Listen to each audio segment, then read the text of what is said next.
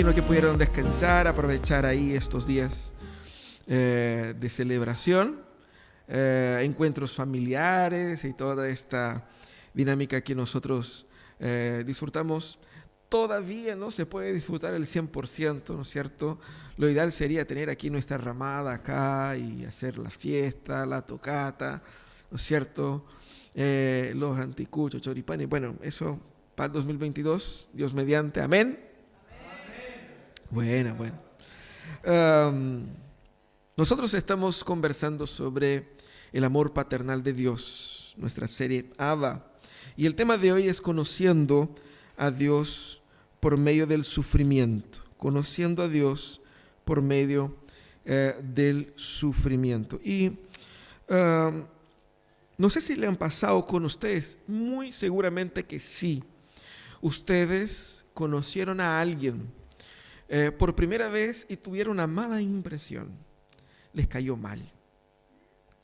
Ese primer encuentro y resulta que con el tiempo, conociendo a esa persona, conviviendo con ella, uno se da cuenta que era una excelente persona.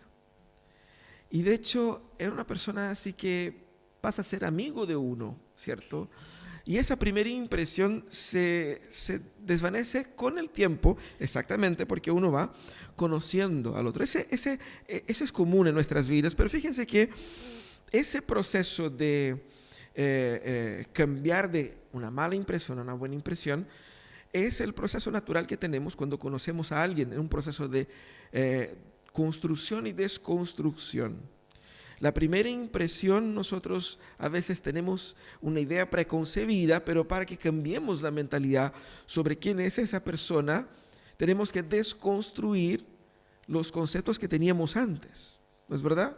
Tratamos de ahí como que recomenzar y siempre hay conceptos previos que gobiernan nuestra forma de relacionarse con las personas. Todos tenemos algunos conceptos previos. De repente no conocemos la persona, pero cuando vemos su forma de vestir, su forma de hablar, asumimos que es de una manera. Fíjense que cuando nos damos cuenta de que de verdad era una buena persona, bien. Pero cuando es al revés y nos damos cuenta de que nos parecía una excelente persona, pero al fin y al cabo era una persona terrible. Y eso es doloroso, porque se frustran las confianzas. Ese proceso de construcción y desconstrucción es particularmente doloroso en lo que se refiere a Dios también. Su idea de Dios, que muchas veces es desconstruida, pasa a ser entonces... Ahí están arreglando ya. Ese proceso de construcción y desconstrucción de nuestra idea de Dios es particularmente doloroso, es particularmente delicado, es particularmente complejo. ¿Por qué? Porque muchas veces nosotros alimentamos expectativas de qué es lo que quiero que Dios haga en mi vida y de repente nos damos cuenta de que Dios no es como yo pensaba que era. Y tenemos que pasar por ese proceso si queremos conocer más a Dios. Es un proceso natural. Fíjense que uno de los aspectos más difíciles de lidiar con la idea de Dios, sobre quién es Dios, es con relación a su justicia y su bondad. Todos tenemos una idea preconcebida muy popular de Dios, de que la justicia funciona así. Dios bendice a los buenos y castiga a los malos. Y esa es la idea estándar que la sociedad entiende que es así. Si usted sale a la calle y pregunta a la gente, oye, ¿crees que si mueres vas al cielo? La gente va a decir sí. ¿Por qué? Porque Dios es bueno y justo y yo, soy una buena persona, no le he hecho mal a nadie. Y esa es la idea preconcebida de Dios, que no es totalmente correcta. De hecho es muy poco correcta en realidad con lo que las escrituras enseñan. Y fíjate que nuestra definición de justicia es imperfecta. Nuestra definición de bondad es imperfecta. ¿Por qué? Porque imaginamos, Dios castiga a los malos y bendice a los buenos, pero miramos al mundo y vemos los buenos siendo castigados y los malos teniendo éxito. Y uno va a decir, ¿cómo puede que Dios sea bueno y justo y gobierne este mundo y al mismo tiempo los buenos sufran y los malos prosperen? De dos una, o Dios es injusto, o Dios es o tiene planes oscuros, o simplemente Dios no gobierna ese mundo. O quizás estas personas sí lo merecen. Quizás no son buenas. Quizás en la prosperidad de uno es la evidencia de que, en fin, esa persona es buena. Imagínense cómo es complicado. Necesitamos entonces repensar la forma como entendemos la justicia y la bondad de Dios. Y el texto que nos conducirá a eso, un texto de Job, porque el libro de Job habla exactamente de eso. Vamos a leer solamente el versículo 6, de 1 al 6 del capítulo 42. Y nos va a ayudar a entender un poco la historia, el dilema, el drama de Job, para poder entonces conocer mejor a Dios, así como Job lo conoció. Así dice las Escrituras. Job entonces respondió al Señor. Le dijo, yo sé bien que tú lo puedes todo, que no es posible frustrar ninguno de tus planes. ¿Quién es este?, me has preguntado, que sin conocimiento oscurece mi consejo. Reconozco que he hablado de cosas que no alcanzo a comprender, de cosas demasiado maravillosas que me son desconocidas. Dijiste, ahora escúchame y yo voy a hablar. Yo te cuestionaré y tú me responderás. De oídas había oído hablar de ti, pero ahora te veo con mis propios ojos. Por tanto, me retracto de lo que he dicho y me arrepiento en polvo y ceniza. Ese es el final, la resolución del drama de Job con Dios. ¿Qué pasa con Job? El libro de Job es un libro de sabiduría que está ahí antes de los Salmos en las Escrituras, y es un libro que fue redactado con una habilidad literaria excelente. Y Job, ese personaje, vivió en un periodo patriarcal, es decir, mucho antes de Moisés, en una ciudad que no era parte de la ciudad de Israel, era una ciudad de Uz, que no sabemos exactamente dónde es, y muestra la historia de un hombre que sufrió bastante. Después de perder su riqueza, su familia, sus amigos, su salud, todo lo que la sabiduría contemporánea y en la época también consideraba éxito, él sufrió como si hubiese sido maldecido por Dios. Y fíjate que ya en el primer versículo del libro de Job apunta a que Job era un hombre íntegro, un hombre justo, y todo el sufrimiento que él vivió no era consecuencia de sus pecados. Eso es la clave del libro. Job no sufrió a causa de sus pecados, pero él perdió todos sus hijos, todos sus bienes, su salud, su respetabilidad en la sociedad. Era un hombre importante y de repente pasó a ser nadie. Y él estaba en crisis porque él, siendo justo, no entendía por qué le pasaban esas cosas. 3 amigos suyos se acercaron y durante un tiempo estuvieron tratando de explicarle qué es lo que pasaba. Y el argumento de esos amigos es, tú eres pecador, porque no es posible que te haya pasado eso sin que haya sido culpa tuya.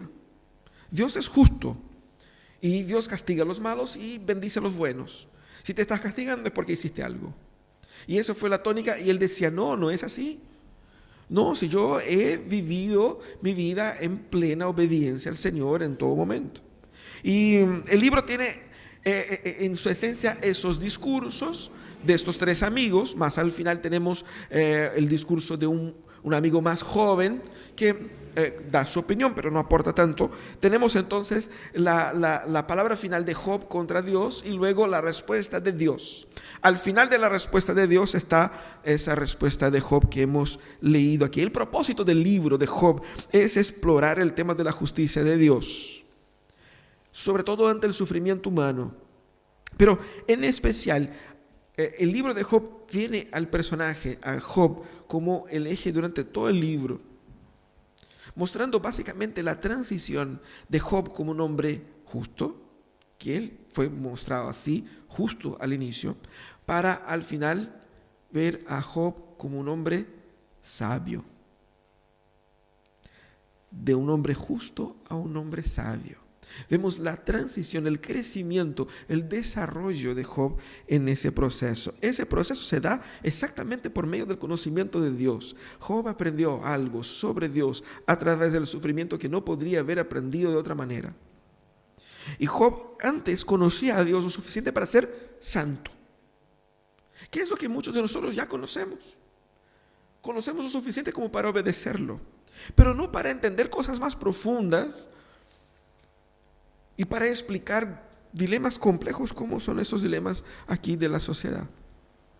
Y ese es el tipo de conocimiento que permite, el conocimiento que no solamente te hace conocer a Dios en su sentido moral, pero hace conocer a Dios también en el aspecto de sus planes y propósitos, o al menos reconocer su ignorancia en ese sentido. Ese es el tipo de persona que establece el gobierno de Dios en el mundo, que por medio de la humildad aprendió a tener confianza en Dios, que no es una confianza basada en la ingenuidad, es una confianza basada en la fe, es una confianza sabia.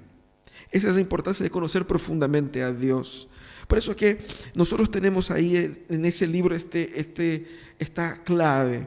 El propósito del libro de Job es explorar el tema de la justicia ante el sufrimiento humano, pero en especial mostrar el desarrollo de Job, que pasa de ser lo más justo a lo más sabio.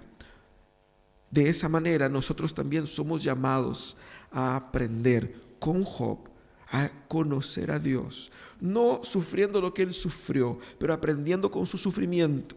Ese es el propósito para nosotros de ese libro. Y entender que el verdadero conocimiento de Dios nos conduce, como dice el texto, a tres aspectos fundamentales en nuestras vidas. Primeramente, el verdadero conocimiento de Dios, ese que se da de una forma que va más allá del simple conocimiento racional. Es un conocimiento experiencial con Dios. Nos conduce primeramente a una otra percepción del poder de Dios.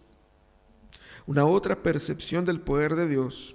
En los versículos 1 y 2, usted tiene ahí en su celular, el texto lo puede tener abierto para que pueda revisar, ¿no es cierto? Los versículos 1 y 2, él reconoce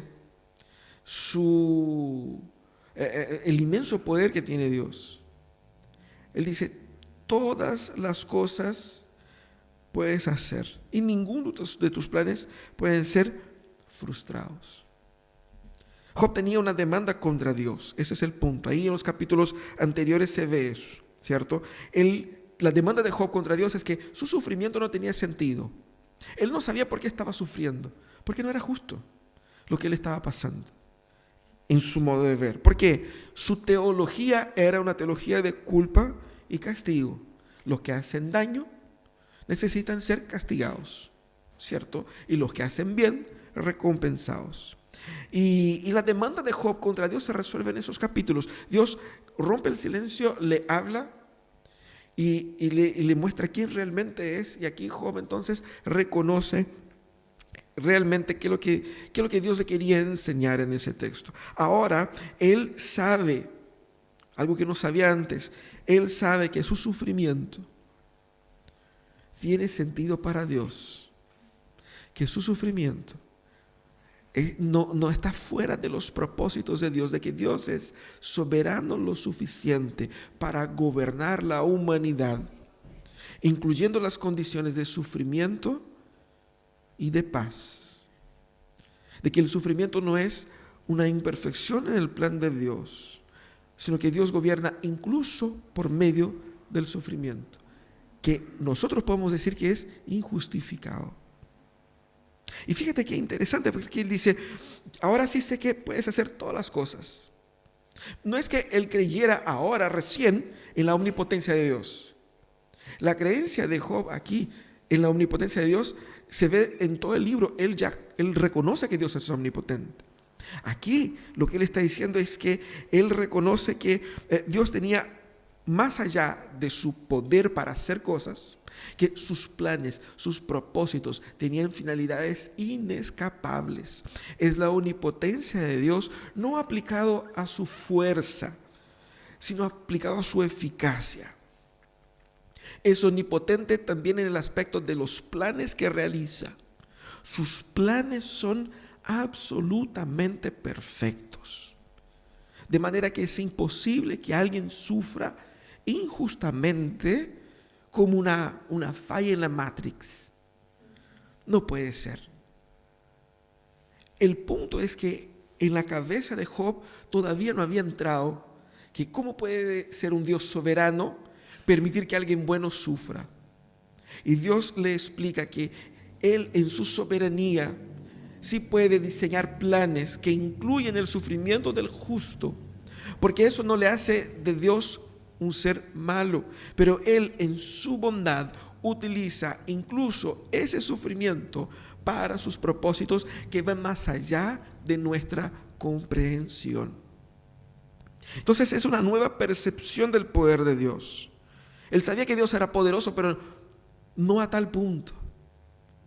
Y esa es la única respuesta que tenemos ante el reconocimiento de un Dios poderoso en ese nivel. Es temor a Dios. Y es interesante porque muchos cristianos dicen, no, a Dios no hay que tener miedo, no hay que tener miedo. Pero pensemos por un segundo. Pensemos en el poder inescapable de Dios. Yo sé que Dios es bueno, pero es natural que ante a cualquier cosa poderosa como esa, yo tenga un nivel de temor, sí. Incluso Jesús mismo dijo que nosotros no debemos temer al que nos quita la vida y nos mata en ese cuerpo, sino que aquel que no solamente nos quita esa vida, pero nos puede llevar o lanzar nuestras almas al infierno. Hermanos, hay que tener temor de Dios, sí, por el reconocimiento de su poder. Y nosotros sabemos, el que ya pasó por un accidente automovilístico, difícilmente vuelve a manejar de la misma manera. El que ya pasó por algún accidente en el mar, difícilmente va a volver a nadar de la misma forma. Es natural el temor, el respeto al peligro de muerte, al peligro de haber pasado por eso, por aquel drama. Cuando nosotros pensamos en Dios, tenemos que reconocer que Dios tiene un poder inimaginable, inexplicable, inescapable. Y debemos entonces reconocer ese poder. Reconocer ese poder es tener temor a Dios. Y es un proceso doloroso porque no queremos tener temor a Dios o nos resentimos un poco de eso porque nos sentimos poderosos por las acciones que practicamos. Restamos temor a Dios porque nos agrandamos. Y vaya que somos agrandados. Somos agrandados. Agrandados como Job fue, que demanda a Dios, ¿cómo tú puedes hacer eso conmigo? Y Dios va y le dice, ya, pues si eres tan sabio, ¿dónde estabas tú cuando yo lancé los fundamentos de la tierra? Dime, si tú sabes. Es exactamente lo que Dios dice ahí en los capítulos anteriores. ¿Dónde estabas tú cuando yo le dije a las olas para que no pasaran de aquí para allá? ¿Cuánto mide la tierra? ¿Tomaste medida? Y así es como Dios va respondiendo a Job. Nosotros tenemos que tener temor a Dios. No podemos decir que conocemos a Dios de verdad si en su presencia nosotros también no lleguemos con temblor. Porque ese es reconocer su tamaño. Hemos orado la oración del Padre Nuestro. Padre nuestro, Padre, ¿cierto? Pero que estás en el cielo. Soberano. No es aquí uno de nosotros que está aquí, un parsa. ¿Cómo está, bro? Y ahí, Diosito, papito, el de arriba, el viejo, ¿cómo está? No, no es así. Soberano. Soberano. Debemos aprender a tener temor y reverencia. Por lo tanto, que Dios nos supera. Pero la segunda cosa a la cual nos conduce el conocimiento de Dios es una nueva percepción de nosotros mismos. ¿Qué dice Job en el versículo 3? Eso,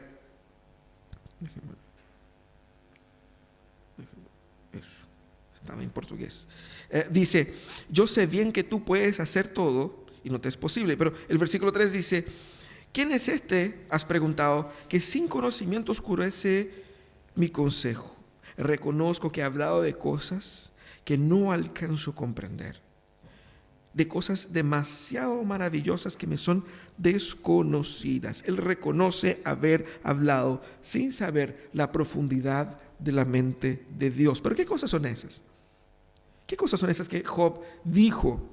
Ahí en el capítulo 31, versículos 2 y 3, tenemos un ejemplo. Dice, ¿qué se recibe del Dios Altísimo? ¿Qué se hereda del Todopoderoso en las alturas? ¿No es acaso la ruina para los malvados y el desastre para los malhechores?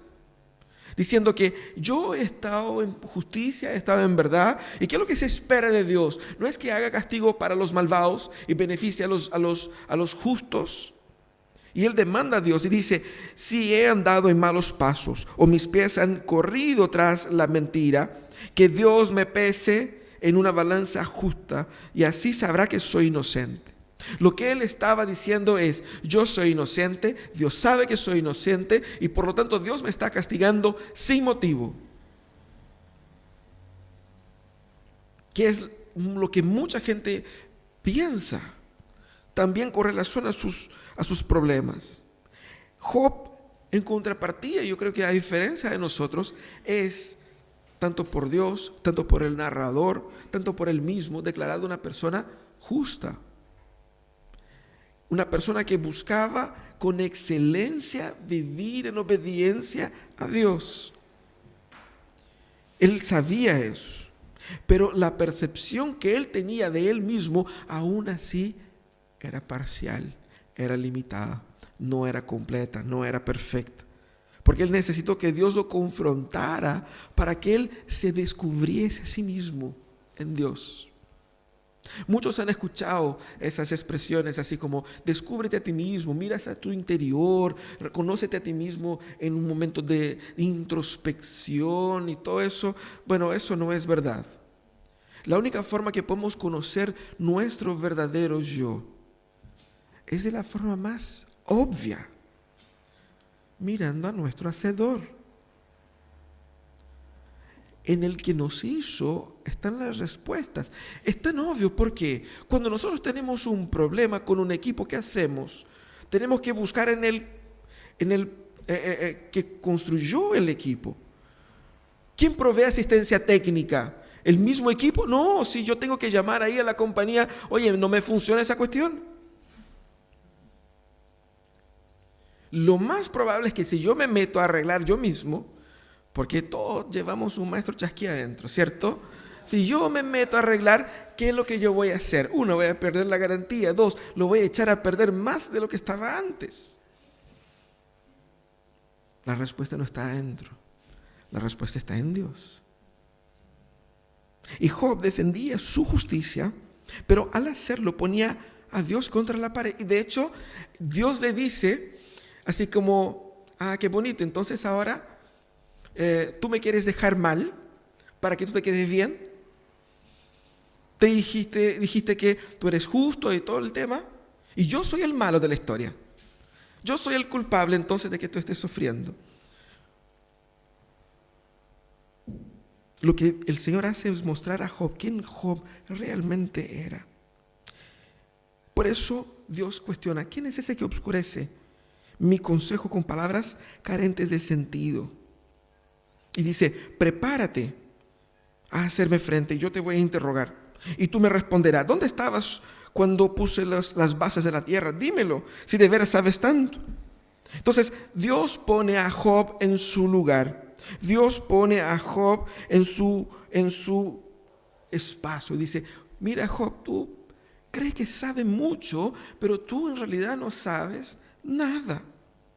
Y fíjate que esa forma de Dios de revelarse a Job, de hablar con Job,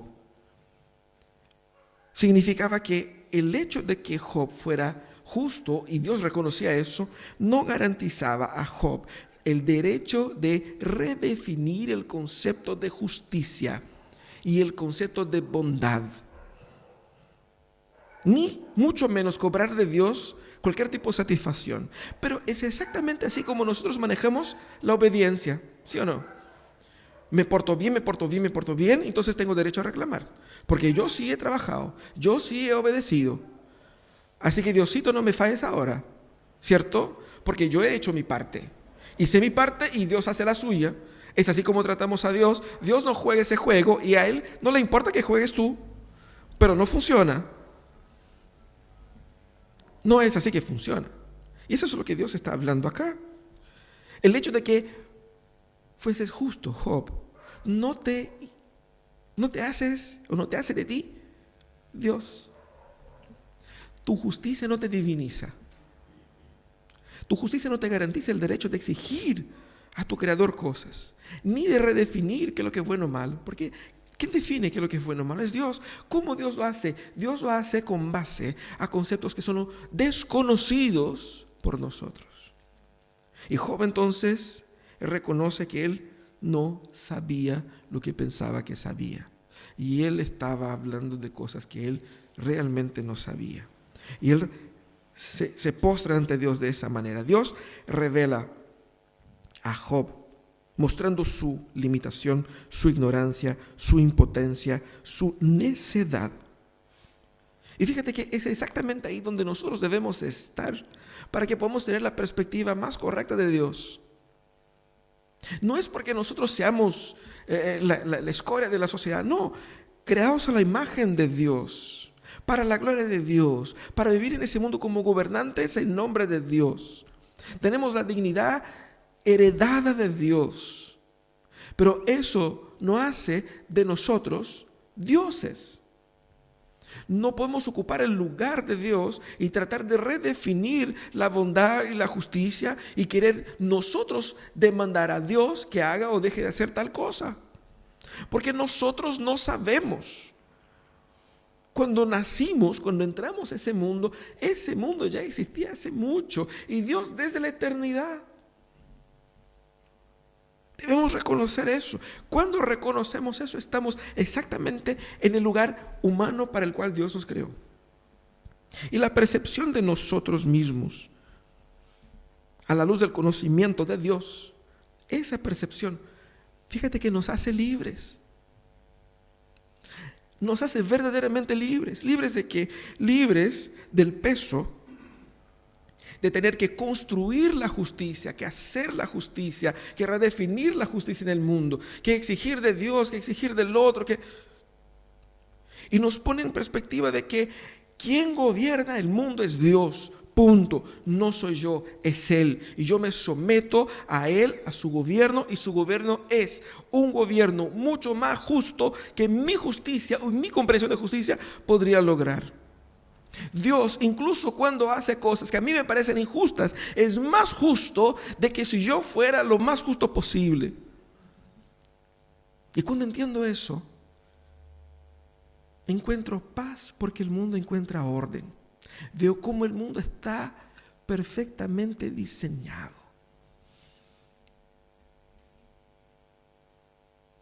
Pese al caos que está en el mundo, tenemos paz porque vemos que el caos no domina a Dios. Estamos nosotros tratando de resolver el caos del mundo, de resolver el problema del mundo, el problema de la salud, el problema de la ecología, el problema. Pero hay un rey que gobierna este mundo con sabiduría y con poder. Él nos usa para sus propósitos. Pero Dios no me va a decir en ningún momento, oye, ¿sabe qué? No sé qué hacer ahora, ¿qué hacemos? Él sabe. Y cuando yo descanso en eso y reconociendo mi miseria, Él entonces me da esa paz y me dice, dámelo a mí. Yo se lo resuelvo. Yo sé lo que estoy haciendo. Y eso conduce al tercer punto, al tercer aspecto. El conocimiento de Dios nos conduce a una otra postura ante su gloria. Fíjate el versículo 4. Dijiste, ahora escúchame y yo voy a hablar. Te cuestionaré y tú me responderás. De oídas había oído hablar de ti, pero ahora te veo con mis propios ojos. Por tanto me retracto de lo que he dicho y me arrepiento en polvo y ceniza. Qué interesante ese texto, porque Dios habló a Job y ahora Job reconoce no solamente que Dios tenía la razón, y reconoce que Dios, teniendo la razón, es Él quien hace efectivamente con que el mundo sea mejor y más justo. Es interesante porque Dios en ningún momento explica a Job por qué él estaba sufriendo. Nosotros sabemos, por lo que vemos en los capítulos 1 y 2, de cómo Satanás influyó y cómo Dios decidió permitir que Job sufriera sin motivo o sin ser su pecado la causa de su sufrimiento. Pero Job no sabía. Job habló con Dios y Dios le habló a él y Dios no le dio satisfacción de por qué él estaba sufriendo. Porque Dios no tiene que dar satisfacción de lo que hace. Dios no me rinde cuentas a mí. El superior no rinde cuenta al inferior, es al revés. Nosotros rendimos cuentas a Él y no Él a nosotros. Pero lo más importante es que Dios va hacia Job. Dios no tenía que ir hacia Job y explicarle nada, por más que Job estuviera dando pataletas en su sufrimiento. Dios no tenía esa obligación, pero en su gracia Dios va y confronta a Job, pero confronta a Job en lo que Job estaba fallando, que era su comprensión de quién es Dios. La limitación de Job en el conocimiento de Dios le hizo entender su sufrimiento de una forma equivocada. Y es eso lo que hace Dios, corregir su conocimiento de Él, para que Él no necesariamente entienda por qué está sufriendo, pero en el sufrimiento entienda que hay un Dios, que pese a mi sufrimiento no tener sentido para mí, tiene sentido para Él. Y si tiene sentido para Él, a mí me basta. A mí me basta. Nosotros hacemos así en muchos aspectos. Yo no sé cómo se maneja un avión, no sé cómo sacarlo del piso, pero yo sé que el piloto sabe. Y yo confío en que no solamente sepa levantar, pero también aterrizar, ¿cierto? ¿Amén? Sí, confío que sea así. Yo descanso en su conocimiento. Yo puedo dormir en un vuelo. No voy a estar preocupado. ¿Será que él sabe que hay que apretar tal botón, hay que hacer tal cosa, Y nadie al entrar en un avión pide, bueno, ¿cuántas horas de vuelos tienes? ¿Cuál es su currículum? Nosotros confiamos.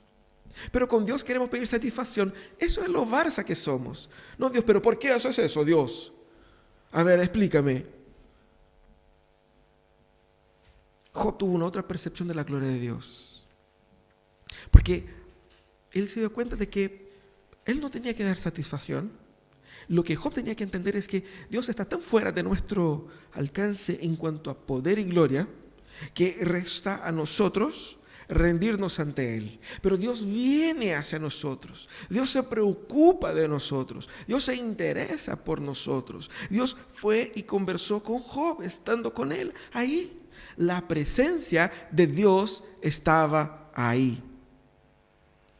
Y aquí Job marca la diferencia entre la teoría de Dios, de lo que él pensaba sobre Dios, y su conocimiento personal y profundo, que solo es posible cuando Dios se revela, solo es posible cuando tenemos una experiencia con Dios. Porque tú puedes estudiar sobre Dios, tú puedes hablar sobre Dios. El desafío es hablar con Dios, caminar con Dios. Es así cuando se conoce a Dios. Fíjate que uno de los argumentos que los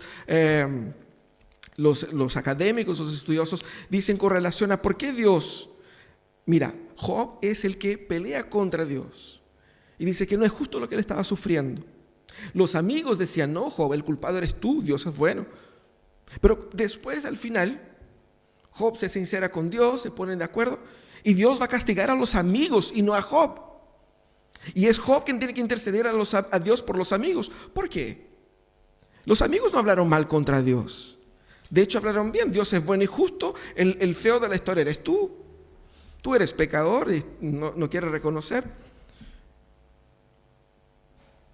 ¿Sabe por qué?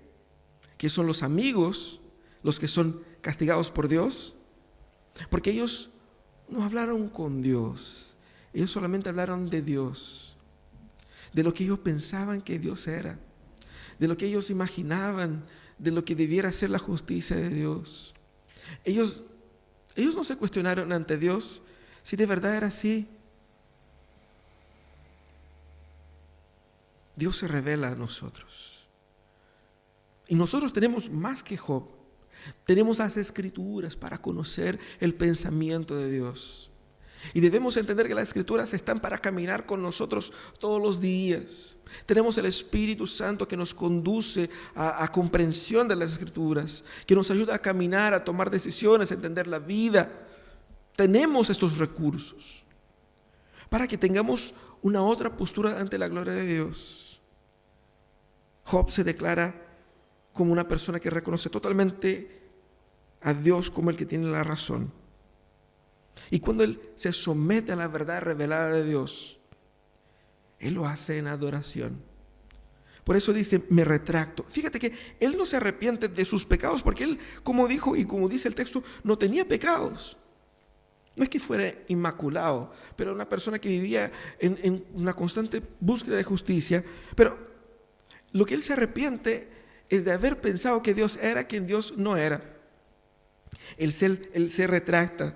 Y lo más interesante es que Job todavía estaba en sufrimiento. Pero ahora, aquí el versículo 6, él encuentra paz con Dios. Él no sabe por qué estaba sufriendo. Él todavía sigue sufriendo en la más extrema miseria y dolor, pero tiene paz con Dios y lo adora.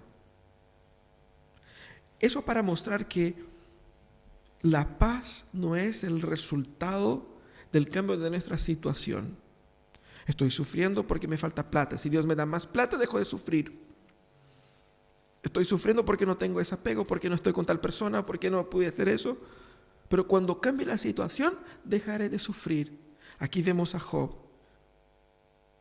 que aún con las circunstancias contrarias, él pudo descansar en Dios.